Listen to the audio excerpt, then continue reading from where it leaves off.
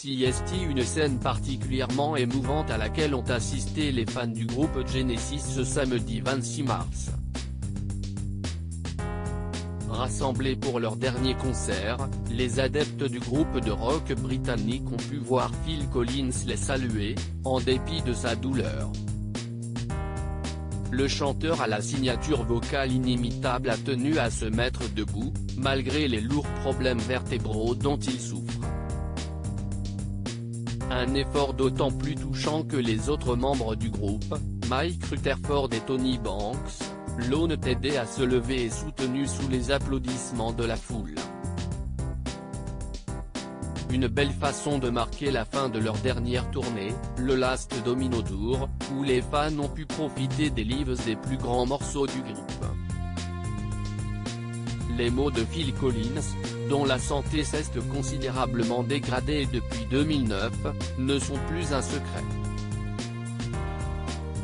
L'artiste de 71 ans révélait à la BBC en septembre 2021 qu'il pouvait à peine tenir une baguette de batterie du fait de problèmes aux vertèbres, causés par des années de pratique.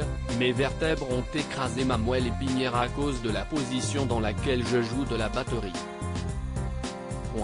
Je ne peux même plus tenir les baguettes correctement sans que cela soit douloureux, confiait-il, précisant qu'il attachait ses baguettes à ses mains pour pouvoir jouer. Un handicap, expliquait-il, d'autant plus frustrant qu'il ne peut plus partager sa passion avec son fils, Nicolas. L'interprète de Against All Odds, également père de l'actrice Lily Collins, n'a pourtant rien perdu de sa verve, allant jusqu'à faire siffler Vladimir Poutine à son public.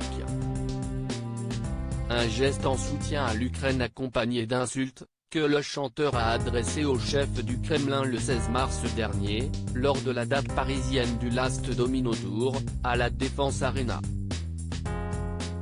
Phil Collins et Genesis, un double succès. Le groupe précurseur du rock progressif s'est formé en 1967, avec notamment Peter Gabriel au chant et Tony Banks au piano, qui sont rejoints par d'autres étudiants londoniens issus de groupes divers.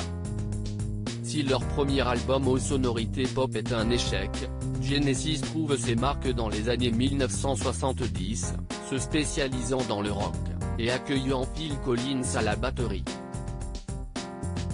Multi-instrumentaliste, ce dernier joue de l'instrument depuis ses 5 ans, et donnera de la voix à plusieurs reprises au sein du groupe, avant de se lancer en tant que chanteur solo.